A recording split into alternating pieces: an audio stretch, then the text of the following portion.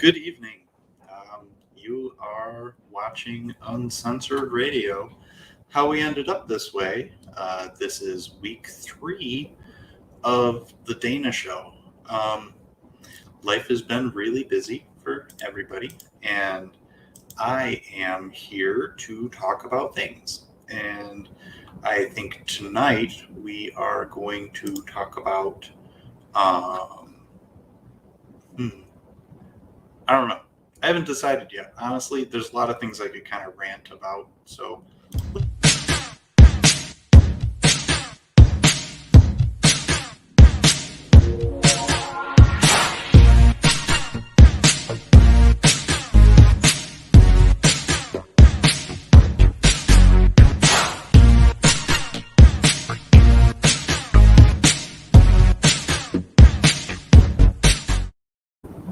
hi. Okay, I'm back. Um, so, I'm kind of having a little problem with my mic. I don't know. Can you hear me okay? There we go. Um, hmm, yeah. Anyway, let's see what we can talk about tonight. Um, I was bouncing back and forth between a few different ideas. Um, I had the idea to talk about theology and atheism. Um, I had the idea to talk about free will and determinism. I had the idea to talk about um, healthy and unhealthy attachment styles. Um, I had the idea to talk about coping mechanisms. I had the idea to talk about peculiar tracks of thought. Um, so I think I'm going to start with that one because I don't know that I can make an entire show about strange tracks of thought. But I think it might be fun for a little while to just kind of go off and explore the weird things I think I'm the only one that thinks about. Um, so sometimes, I don't know if you have anxiety at all, but occasionally it'll get me right before bed. You'll just be laying there and you'll want to stare at the ceiling and think about all of your upcoming responsibilities and all of your past mistakes, and you want to recount every mistake you made. Like when that one guy says hi to you and you reply with good, and then for the rest of the day you're like, what's wrong with me? Why can't I say hi back? And when someone says how you doing and you say hi, and you should have said good that time, and you said good at the wrong time, and you can't do it at the right time. Oh, that one loiters with you for the entire day. You're just stuck. So, while you're sitting there ruminating, thinking about all of the stuff that is unreconciled inside your mind, a fun thing I like to do, I call it well, I don't really have a name for it. It's kind of like the sphere of darkness. I'm going to call it the sphere of darkness. Um, it's an interesting kind of thought exercise. Um, I don't know if anyone else does this, but um, I like to create scenarios that are as complex and explorative as possible. Oh, excuse me. Um, I'll start out, I'll close my eyes, and I'll try to go to a quiet place. And usually at night it's quiet, so I don't have any trouble with that. But I try to imagine I'm in a black sphere. Um, and in this sphere, I'm basically, I can create anything I want. Um, I can start, and I've kind of built universes inside my little sphere. I can make it grow as large as I want. Um, I can create particles, and I give them inherent properties and try to figure out how they interact with each other. How I would devise my own forms of matter, what my different states of matter would look like, how I would create light, how I would create um, forces that pull and pull, electrical forces, nuclear forces, different radiating forces, and how they interact with each other. Kind of like making a game like how chess pieces move in different ways and interact in different ways. I can create an entire universe that behaves and acts in its own way, and I can make it as complicated and as beautiful as I want, or I can stay simple and make it as meditative as I want. And just think about simple shapes revolving around each other, contemplating shadows and just the physics of different scenarios. But it's more an exercise in my own imagination, my ability to genuinely create and be creative, and just come up with different perspectives at looking at existence in the universe that we live in. I don't know if I'm the only one that does that. Maybe there's other people that do that. I'm not sure. But you might want to give it a try. It's fun. Maybe somebody thinks it's boring. I don't know. I think it's fun. Let's see. Another thing I like to do. We could talk about different perceptions of the physical universe. I can take and have you ever quietly sat in a chair out in nature and you watch like the leaves rustle and think about like as your mind starts to wander and you start to get stressed out again, you can kind of refocus. I like to think about the experience of being all the different things around me. Try to think about what it would feel like to be a tree and have wind blowing through my leaves, or try to think about what it would be like to be a single blade of grass and like a tightly packed group of grass kind of blowing around in the wind, or what it would feel like to be a rock and have rain falling on you. I mean, obviously these things don't have a nervous system and they don't feel things in the same way we do, but it would be interesting to kind of imagine yourself as the different parts of your reality, give you a different perspective on where you fall within that. Maybe it'll make you walk on grass a little bit different. Maybe it'll make you think twice before you snap a limb off of a tree. Just to kind of give your life a little bit more intention as you kind of travel through it. Let's see, what's another peculiar thing that I like to do?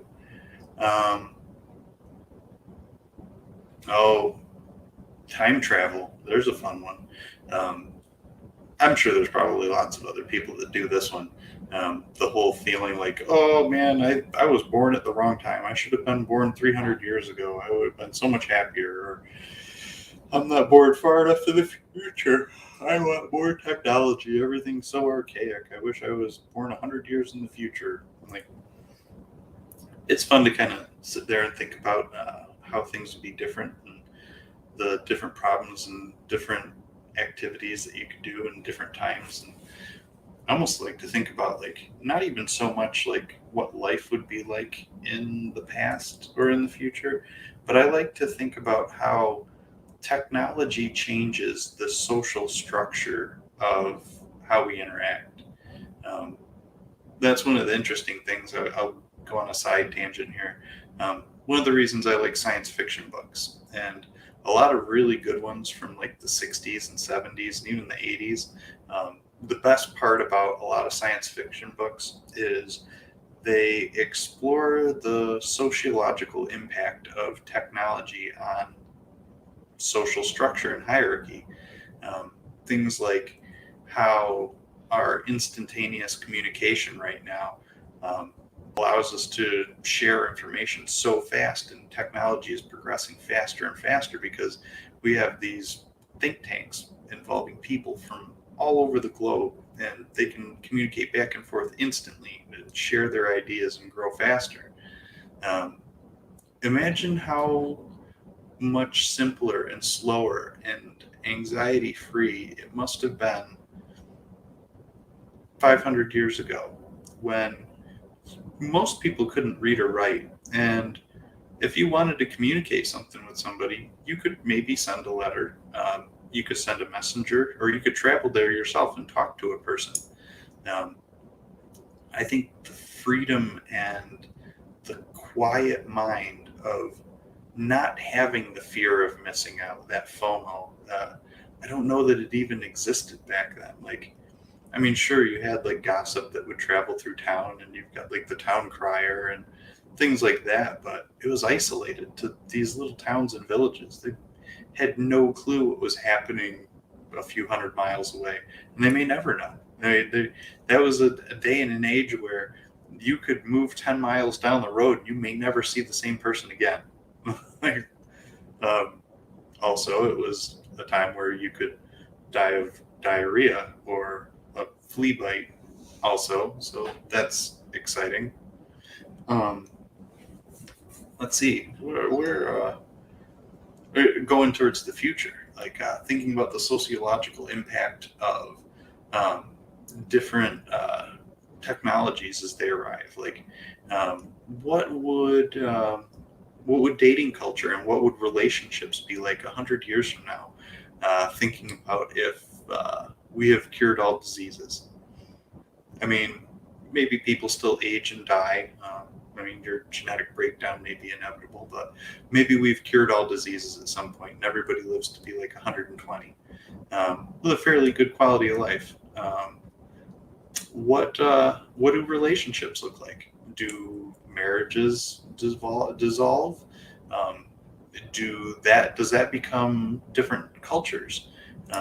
Would there be people that remain monogamous for years and years and years and years? Or does the fear of disease and complication kind of bind people together out of safety?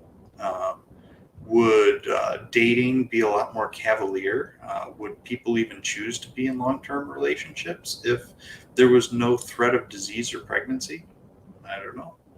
Um, what about um, jobs? I mean, as AIs progress and technology increases, manufacturing and writing and art, they all become a lot more automated. I mean, you can write words into an AI right now and it'll generate art for you.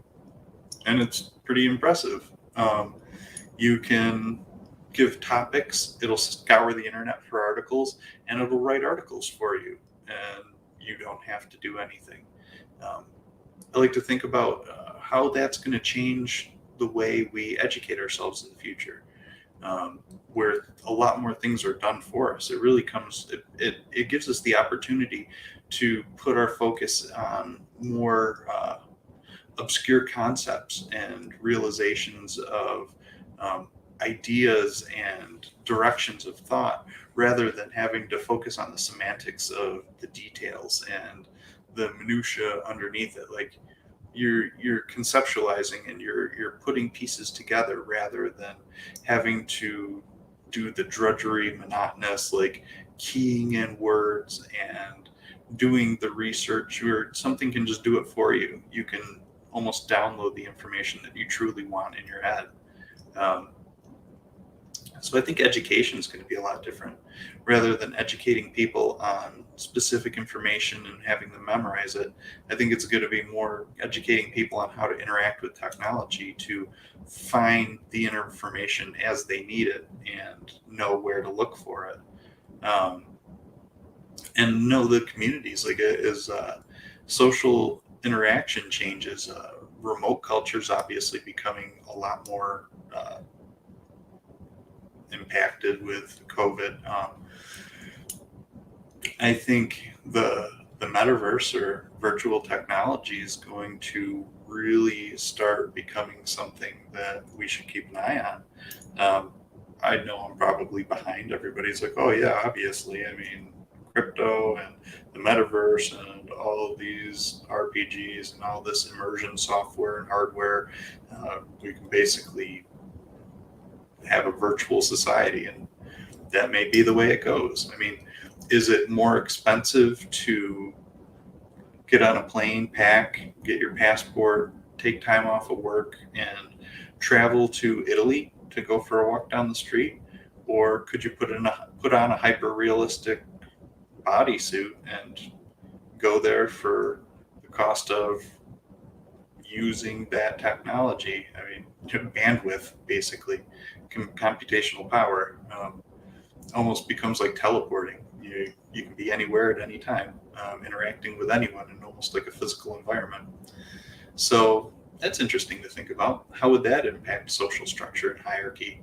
Um, would it be that the poor people are using that technology to kind of escape from their meager surroundings, where rich people can actually experience those luxuries in physical reality, where the poor people have to just experience it in the virtual world? That'd be an interesting idea for a movie or a TV show. Um, so yeah, I mean, there's different explorations I can do for like what it would be in different times and how that impacts society and how we interact with each other. Um, Another strange thing that I do, I don't know if it's strange, but um, a kind of thought experiments. I like to think about as I'm doing things, not to just go through and complete a task, but uh, I'll use preparing food. I'll take out vegetables and I'll get out a cutting board and I will chop lettuce or carrots or whatnot. Um, have you ever actually taken the time to be present during your monotonous tasks to observe what's actually happening and how you could improve it or enjoy it in a different way? um, Chopping vegetables. I take a great deal of pleasure in improving my day to day monotonous tasks. If I can sharpen a knife and enjoy chopping more, I think it multiplies my ability to avoid the tedious thoughts of going along with these maintenance items that you have to do throughout the day. If you can clean the air filters on your vacuum cleaner and clean it out and put new brushes on it and use it, it becomes a lot more satisfying to use. It works better and it feels good to see that vacuum cleaner picking up more dirt. Like it's a satisfying feeling. So I do little things like that. Like, how can I adjust how I make coffee to make the coffee a little bit better each time? How can I adjust how I sharpen the knife, or how can I adjust how I chop up my salad to make it just a little bit better each time? How does it feel as the knife passes through the carrot or the lettuce or the cucumber? Like, what kind of edge did I put on that? Like, critiquing little bits and pieces, like, okay, that's pretty good. I can do that a little bit better. That feels good. All right. I enjoy cutting this vegetable. This vegetable is satisfying to cut. It's a very smooth cutting vegetable. And I like the way that feels and sounds. That's fun. But just to be more appreciative of the little things that you do throughout the day. And rather than just mindlessly doing it, be present for it. Enjoy it. It's one of the stupid little things that you have to do as a human that you can either hate it or you can experience it with a certain novelty. Like, hey, look, I'm an ape using this tool to feed myself. This is novel. Haha. So that's fun. Um, what's I'm trying to think. I knew I wouldn't have enough for an entire show. I think I'm kind of running out of steam on my weird things to think about train. Um, but I don't know if that comes from uh, being alone a lot as a child, or being one of the last generations out there that can still use technology but still remembers what it was like to have a TV that had knobs on it and no internet and phones that were tied to the wall. And when you wanted to hang out with a friend, like, you had to look in the front yards to where all the bikes were to find them. So um, yeah, maybe it comes from boredom. Maybe those weird thought experiments and whatnot just come from being alone and having to think, and that's all that you can do.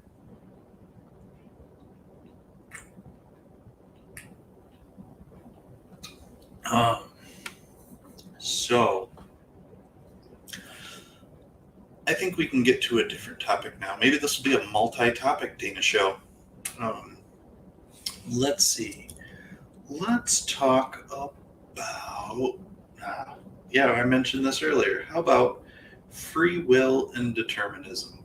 And that has been a debate, hasn't it? It seems that the more we know about human physiology and cellular mechanics and the human mind itself, the closer we get to an answer, but we don't have one.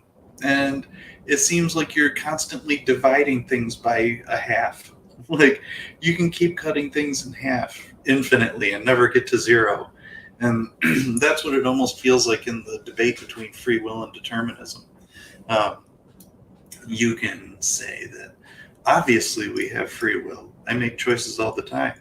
I make decisions. I can do this or I can do that, or I can not do either, or I can do both, or I can do this first and I can do that second, or I can do two different things entirely and not do these things. I've chosen that. Have you chosen that?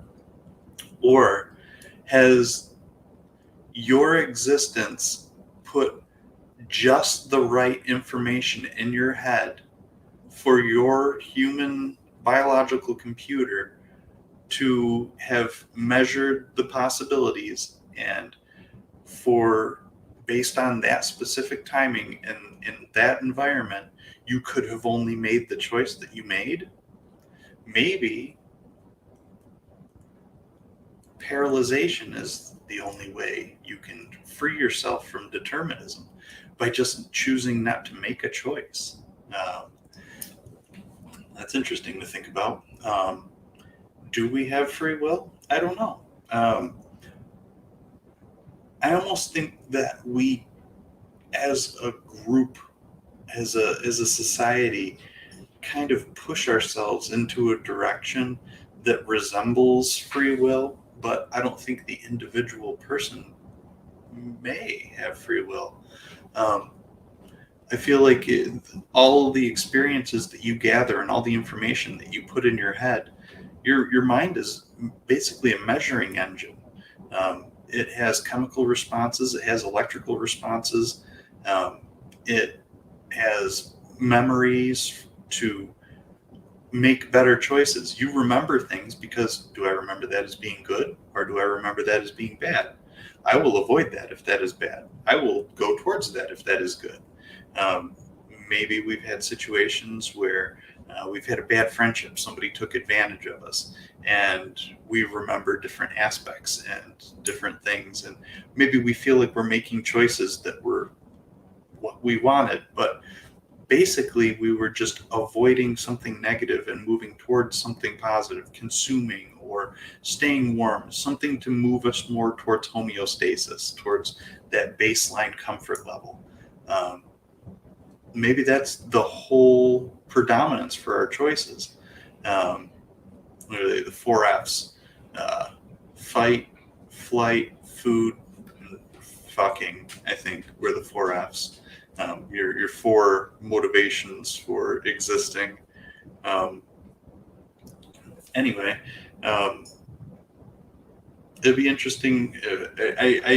I've listened to a lot of audiobooks on the debate between free will and determinism, and there's no consensus in either direction. So it's fun listening to an unwinnable argument.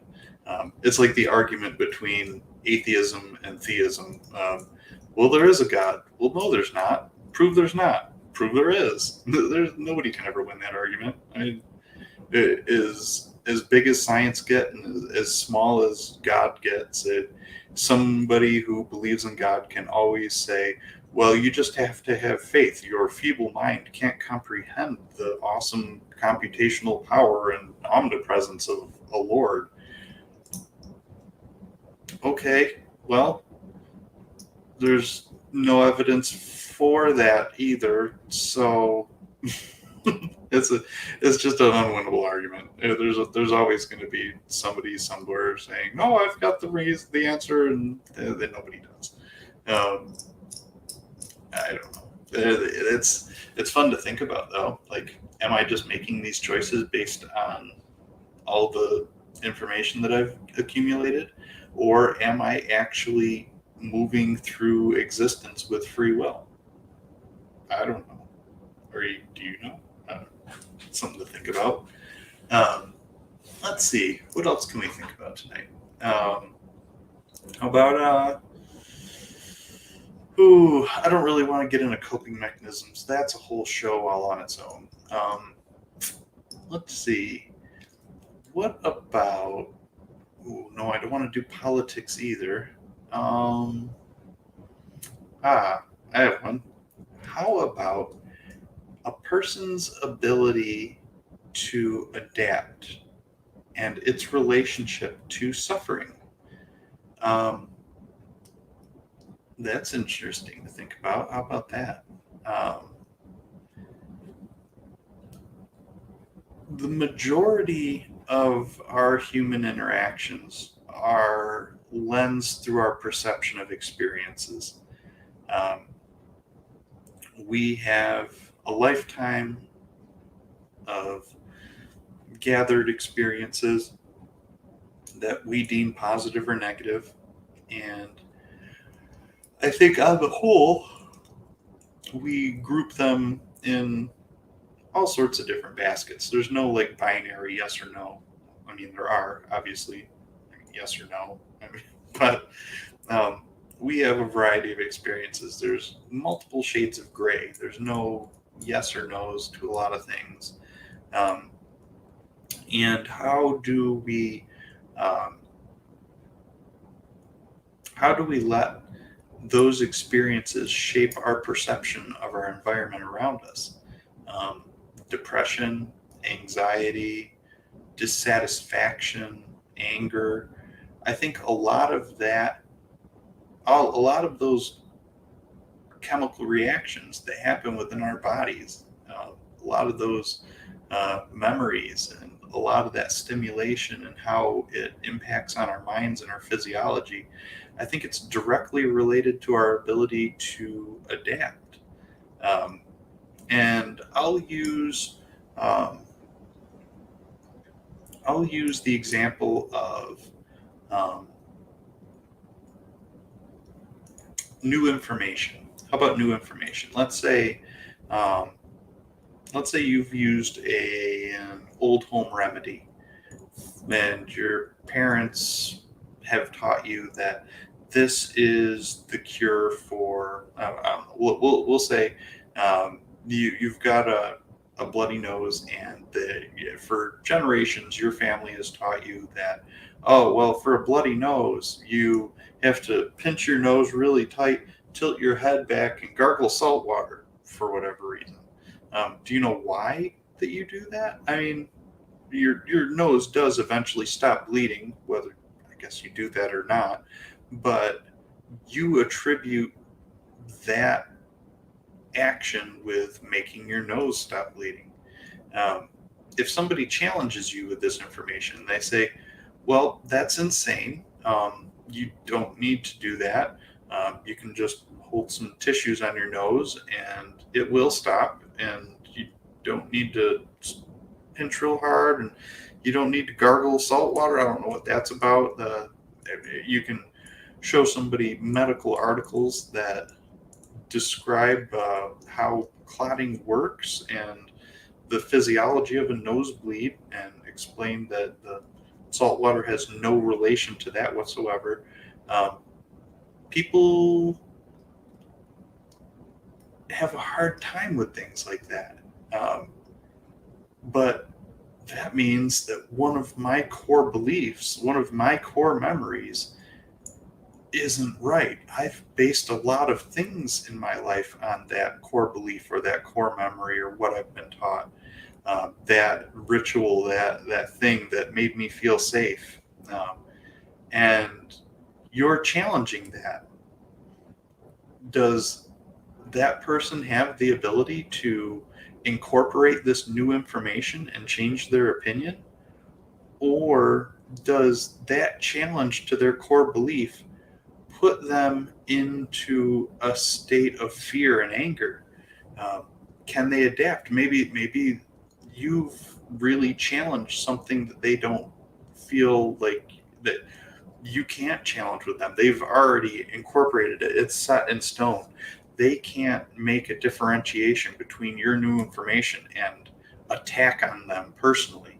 Um, you see that happen a lot with the atheists that like to kind of poke the bear with Christians and say, well, there's and your evidence isn't evidence. Just because you believe doesn't make it real. We're not fairies. And you see these people challenged where they can't rectify it in their head. They're like, I just can't I can't I can't think about not existing anymore. I can't think about dying and not going somewhere. I can't think about my consciousness not being involved in the universe anymore. I can't think about my interaction with physical reality as being gone.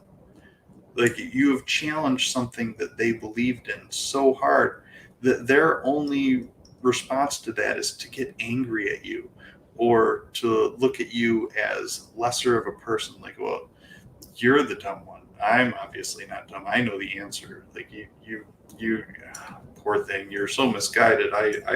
I'm really smart here because I believe in this imaginary thing.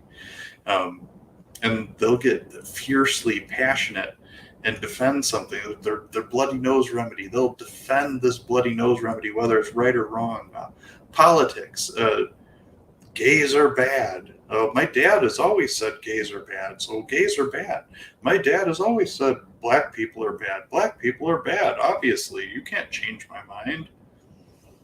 These are the people that don't know how to adapt. They're the people that can't see new information and integrate it with their thought. They can't change things beyond a certain point.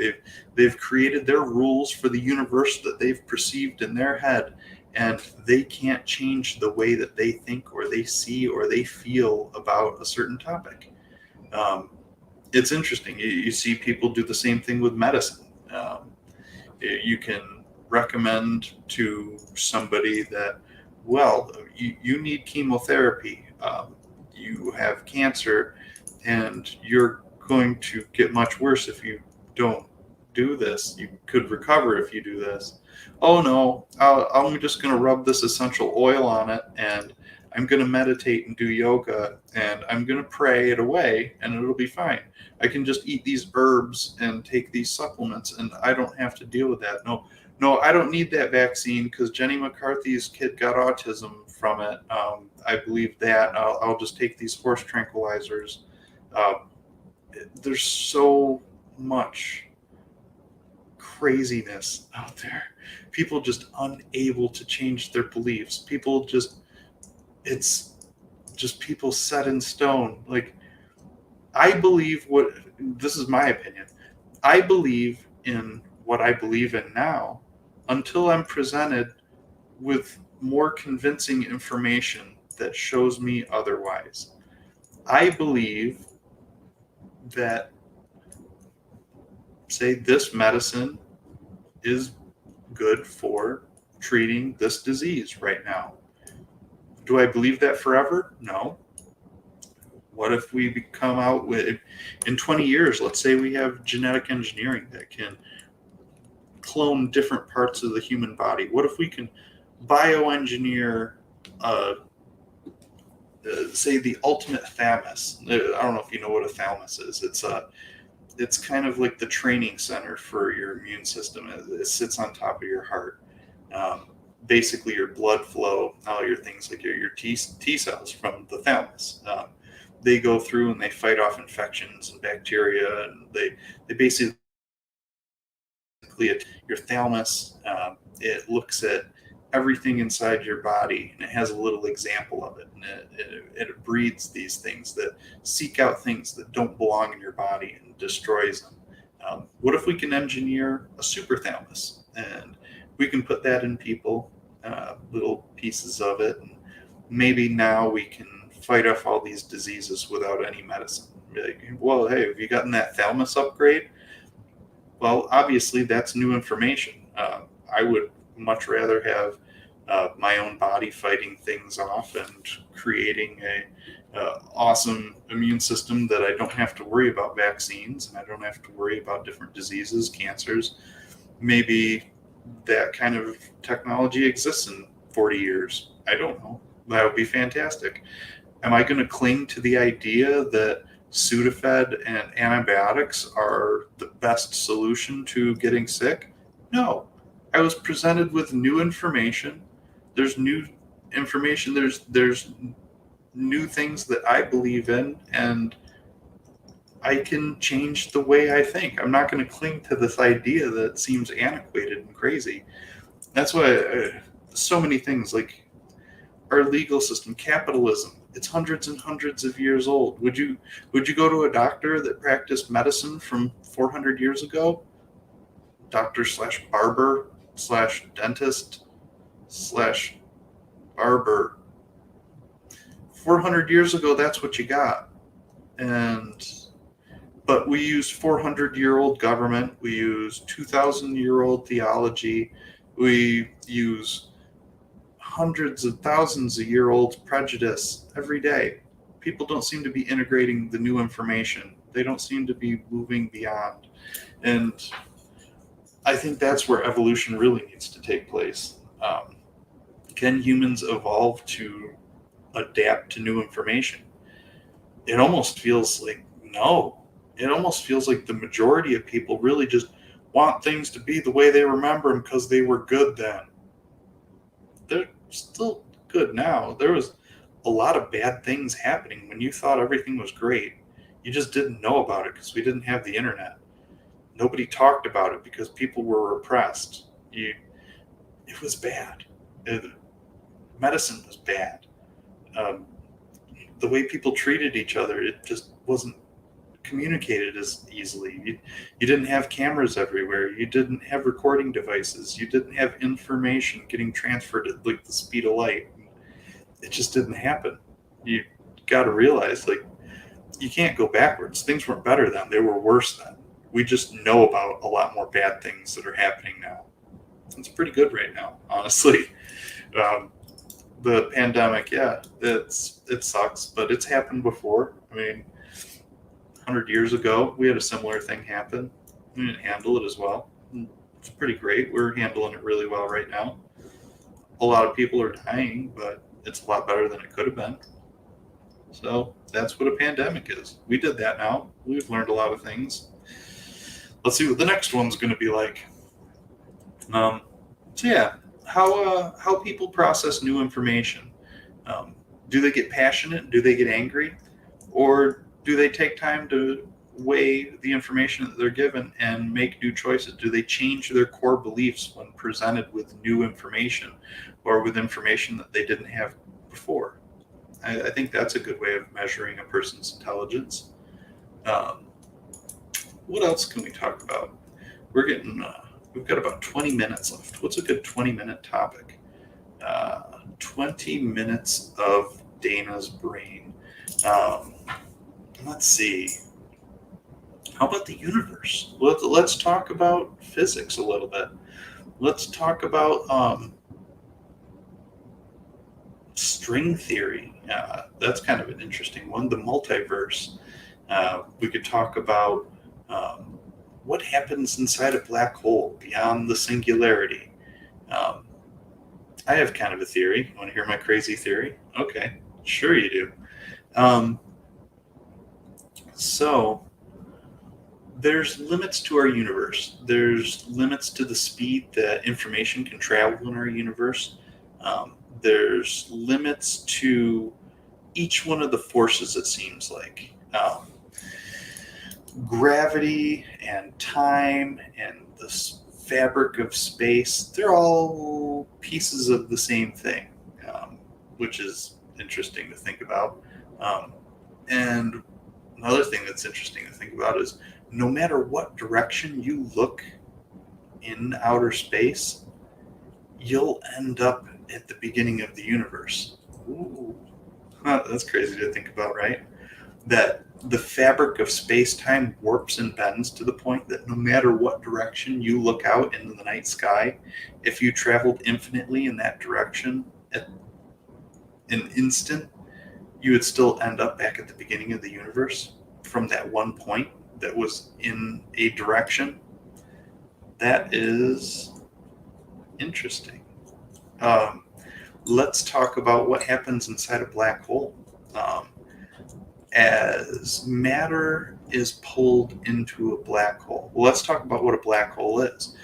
You have such a dense core of matter at this point that its gravitational pull, one of the weaker of the universal forces, like, I mean, you've got like the strong force, the weak force, like you've got different types of radiation. There's a lot of different forces, magnetism. Of all the forces, gravity is actually one of the weakest ones in the universe.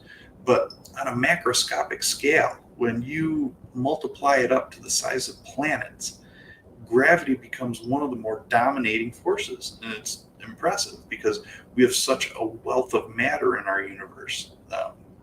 So as matter stacks on top of itself, the gravity compounds, similar to like when you stack magnets together, the magnetic force gets bigger. So as you stack matter on top of itself, it warps the fabric of space-time. And I say space and time because it doesn't just create a pull in a linear direction on physical matter. It actually creates a pull on time itself. They're parts of the same thing. As you get closer to a black hole, as that gravitational power increases, something happens called spaghettification. Um, it's interesting. Your body or whatever physical object is getting closer to that event horizon. The actual particles start to lose their cohesion with each other. That gravity is pulling so strongly that you start to stretch and you start to deform and you start to warp. Like the heat waves that rise off a hot asphalt, you just stretch and wiggle and pull out. But from your perception, you don't see that. It from where you are and as you're moving, everything travels at the same speed. Everything feels pretty much the same, other than you are moving at an incredible pace. But from the outside perspective, that gravity is pulling you so hard that time almost stops from an outside perspective. If someone were trying to watch you through a telescope, say a light year away, and they had a powerful enough telescope where they could see you going into that black hole, to them, you'd be frozen in space. You wouldn't even be moving. For you, the passage of time is completely different. Your time is moving so much slower than everything else in the universe because that gravity is not affecting it. And as you get beyond that event horizon, the event horizon is the part where you are within the gravitational pull of something so powerful that even the photons, like light, which interestingly enough is both radiation, it's a field and a particle. Well, that's a neat thing to think about too. Not only is it a field like in the electromagnetic spectrum, but it also behaves like a particle. And even those photons, the fastest thing in the universe, one of the lightest things, it can go right through matter. Like you've seen it, you can take a super bright flashlight and shine it right through your hand. Light can travel right through matter. It can't get away from that gravity. It has reached a pull that's so strong that even light can't escape it, thus black hole. What happens inside that event horizon? There has to be a concentrated point, a point at the center of matter that's getting crushed in upon itself. What happens at the point where those particles, even to the atomic level, they start fusing together. They go beyond fusion, like beyond what's happening in the sun, where the things are crushed to the point where they ignite and melt and burn in a nuclear fire. They're beyond that. They're at the point now where they're crushed so tightly together that they can't even vibrate. They can't even do anything. They can't burn off any kind of energy. There's no ability to create heat, and they lock together to the point where those particles start touching and crushing against each other. When you start breaking into electrons and neutrons, you have a nuclear explosion. When you split atoms, you release a mass of energy. Is that energy being released in our universe? I propose that it is not. I tend to think that the inside of each supergiant black hole may be the creation of a new universe. The universe that we have, everything that's pulled into that black hole, it's all the building blocks for our universe. It's all sucked in there, and perhaps we're blowing a pocket out of our universe beyond the confines of the physical reality that we experience, and creating a big bang. Well, I'm saying we create, but at the core of each black hole, what if that creates a big bang?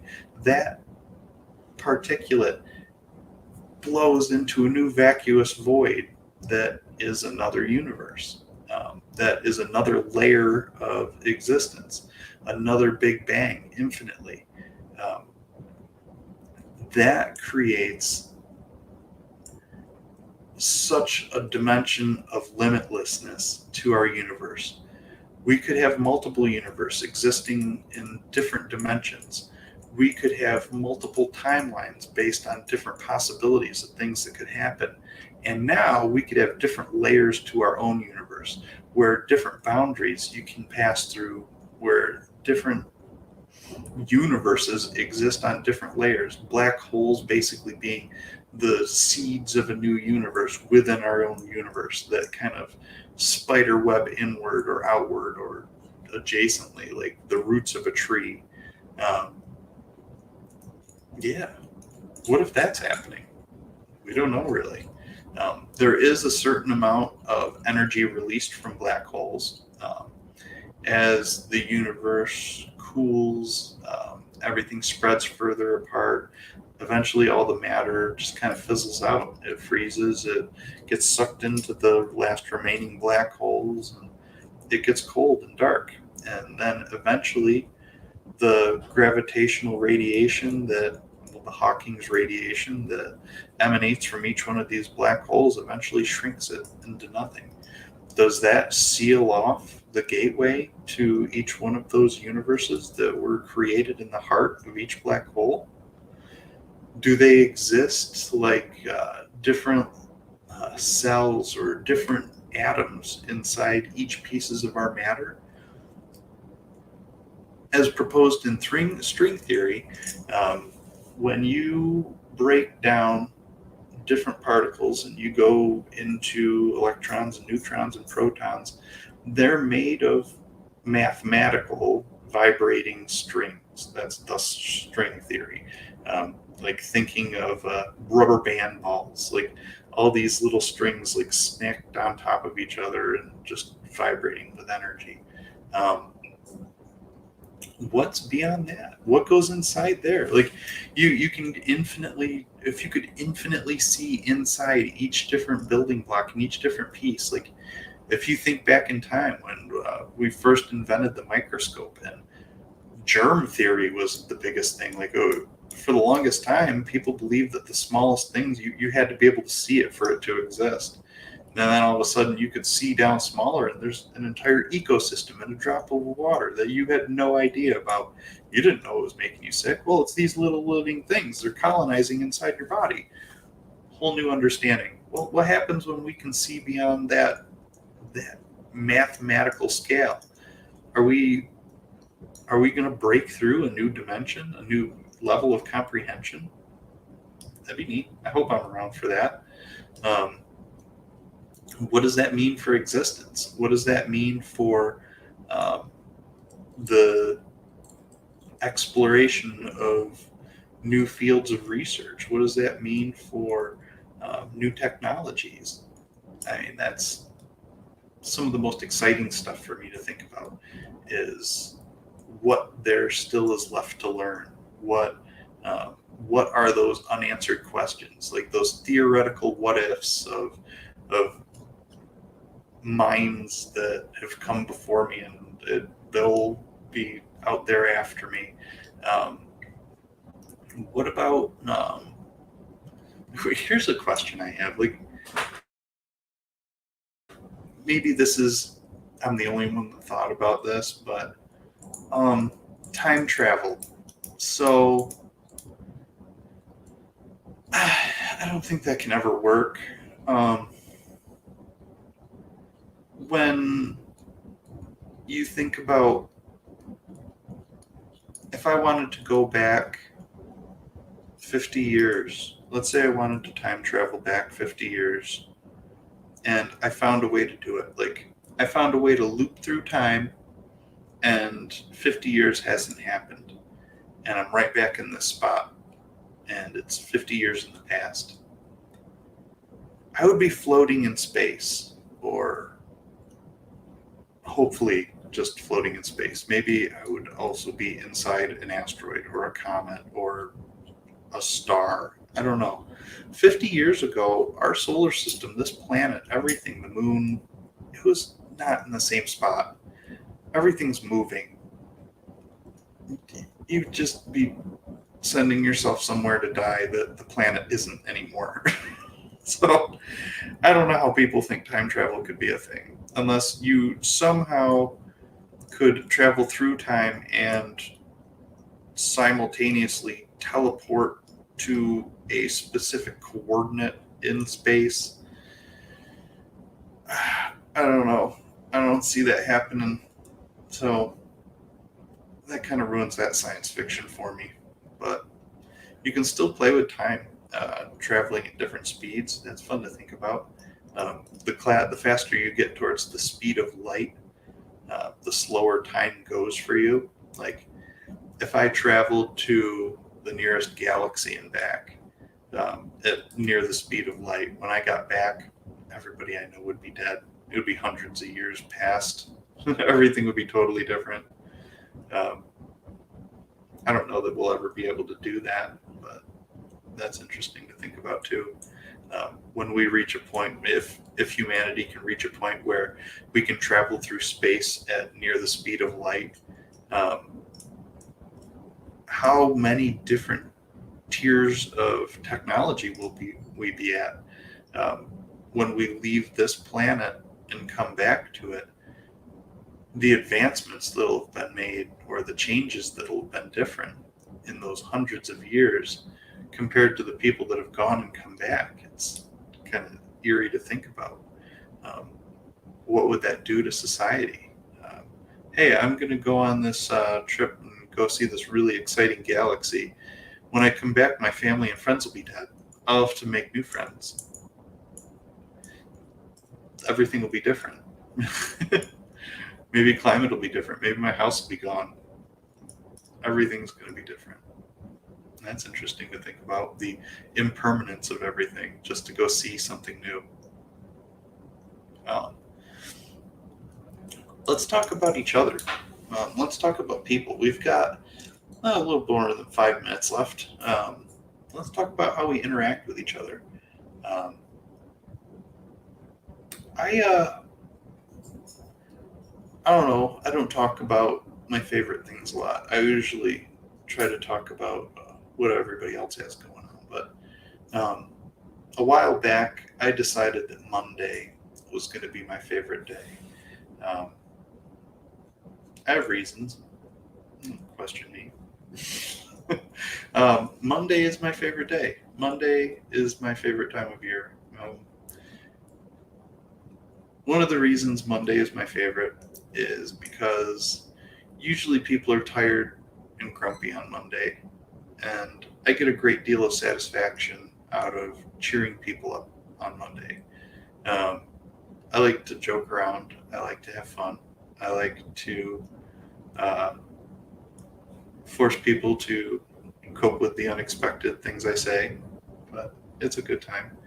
But I like to cheer people up. I like to make people in a good mood. So Mondays give me a great opportunity each week to cheer people up. Another reason I like Mondays is because it's right after the weekend. I get to hear about my coworkers and my friends, what they got to do over the weekend. I get to tell them what I did over the weekend. We've all had a break from each other, and now we're seeing each other again, and we get to share the stuff that's happened, and new things. And that's fun. That's one of my favorite things about Monday. Um, I like routine. I like getting up at a regular time most of the time. I like to break routine too, but for the most part, routine's comforting to me. I think it is for a lot of people. I think some people, you can get bored with routine, obviously. I mean, you need to have some diversity once in a while, but routine is very calming for me. Like, it's almost like a practice. Oh, excuse me. Waking up at a certain time, playing games with yourself, seeing if you can do something a little faster than you did before, or maybe someday you just don't want to get up and you don't feel like facing that challenge and you just decide to procrastinate and lay in bed a little bit. That's part of a routine too. You have routine procrastination. Um, but Monday's my favorite. Did I ever tell you about my favorite color? My favorite color is brown. And I'll tell you the story about how brown got to be my favorite color. Um, when I think it was, I don't know if I was in first grade or kindergarten, I sat in the back right-hand corner of the classroom, and I couldn't see very well. I didn't get glasses until I was in third grade, but I sat in the back, and I didn't know what the teacher was doing a lot of the time, so I just kind of drew in my books, and I I wasn't great at reading. I have a little bit of dyslexia, so reading is a little slow and stuttery for me. So I didn't like doing it, and I got called on last, and so I kind of got filtered to the back of the room, and not a lot of kids wanted to do projects with me, and I was kind of alone a lot. Even when I was little, like in kindergarten, I kind of got put in the back corner. So one day we had to do an art project, and that art project was we were going to come up and get a bunch of different colors of construction paper, and then we were going to cut it and tear it and glue it and make like a collage picture. And being in the back corner, I was the very last one to get to pick my construction paper. And all that was left was brown construction paper because it looked like nobody else wanted brown construction paper. And I was like, hey, that sucks. But not like you think. Like, I wasn't sad because I got stuck with brown construction paper.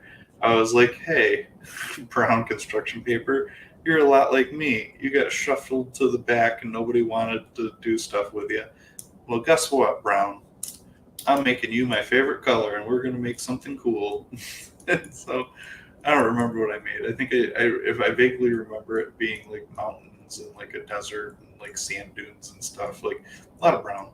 But I made my collage out of brown, and ever since then I vowed that brown would be my favorite color because it gets pushed to the back and ignored, and it's not everybody's favorite. So I made it my favorite. So along the same vein, I did the same thing with Monday.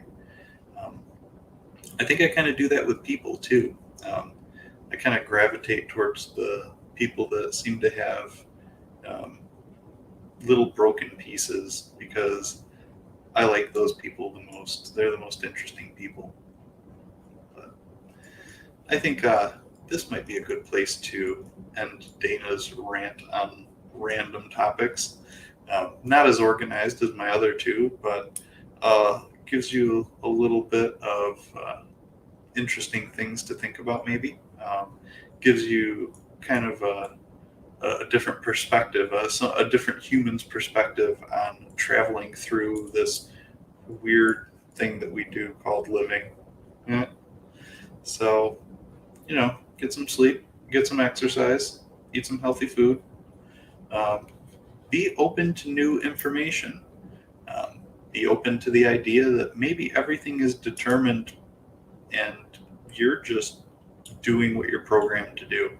Be open to the idea that maybe you are making choices. Be open to the idea that you need to adapt to a new situation or new information. Be a little more present. Appreciate stupid little detailed things, and you might like it. It might be fun. You might enjoy that. Have a great night or day, whatever it is now. I mean, yeah.